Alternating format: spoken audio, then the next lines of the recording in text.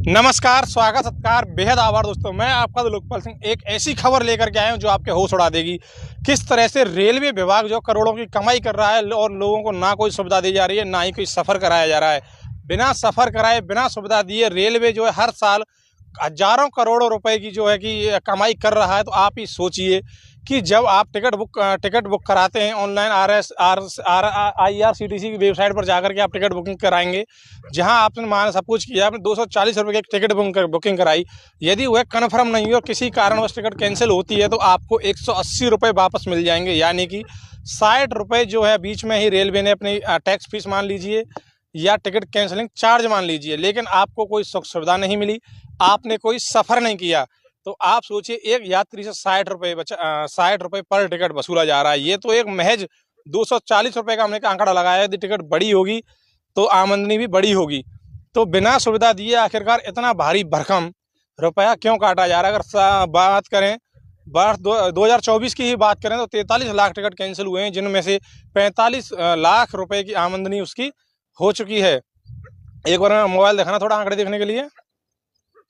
तो मैं दोस्तों आपको पूरा आंकड़ा दिखाता हूं कि 43 करोड़ रुपए की आमदनी हुई है। 43 करोड़ रुपए जो अब तक रेलवे कमा चुका है। अगर बात करी जाए 2022-23 की तो 1229.85 करोड़ रुपए रेलवे ने टिकट कैंसिलिंग से कमाए हैं।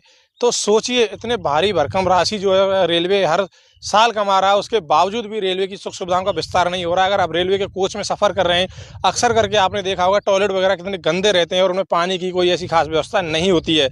तो आखिरकार आम जन, अगर बात करें तो आम जन या ये कहें कि व्यापारी उद्योगपति ट्रेन के माध्यम से सफ़र करते हैं, तो क्यों रेलवे जो उनकी जेब पर इतनी जेब से इतनी कटौती क्यों कर रहा है? क्योंकि एक तरफ आप सुख सुविधाएं दे नहीं पा रहे हैं, लोगों को सफ़र नहीं करा पा रहे हैं। यहाँ कोई आरक्षण खिड़की, जैसा पूछ के मैं डीग में खड़ा हूँ, यहाँ आरक्षण की सुविधा नहीं है। आप भरतपुर जाएंगे, एक दिन में आपकी टिकट बुक नहीं हुई, हो सकता है 2 दिन में जाकर के ऑनलाइन कराते हैं। ऑनलाइन ज़्यादातर वेटिंग बोलेगी या फिर सीट फुल बोलेगी।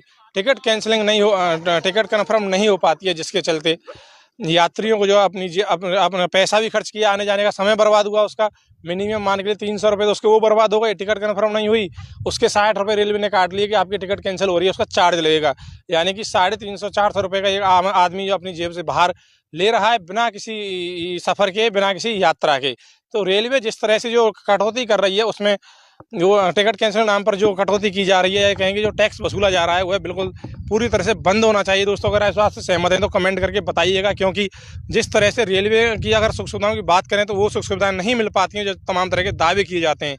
अगर रेलवे के अंडरपासों की बात की जाए, जगह जगह दुर्घटना ना हो इसके लिए अंडरपास बनाए गए, लेकिन अंडरपासों की आप हालत देखेंगे मौके पर जाकर के तो ऐसे है जिस तरह से पीछे पानी भरा हुआ है ना खेतों में, एक बार ये दिखाना सामने जो जल भरा हुआ है, ऐसे ही अंडरपास भी लबालब हैं।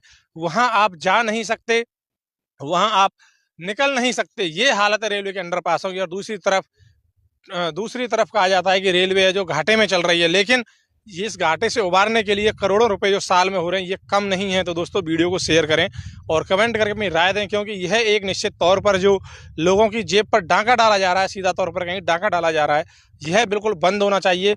मान के चलिए, आप टिकट कैंसिल के नाम पर अगर काटते हैं तो 10-20 रुपये जायज़ भी है काटना, लेकिन इस तरह से महज 240 रुपये की टिकट 60 रुपये जो टैक्स काट रहे हैं आप, पूरी तरह से गलत है, सरासर है। तो दोस्तों, वीडियो को शेयर करें, कमेंट करके राय दें। जय हिंद, जय भारत।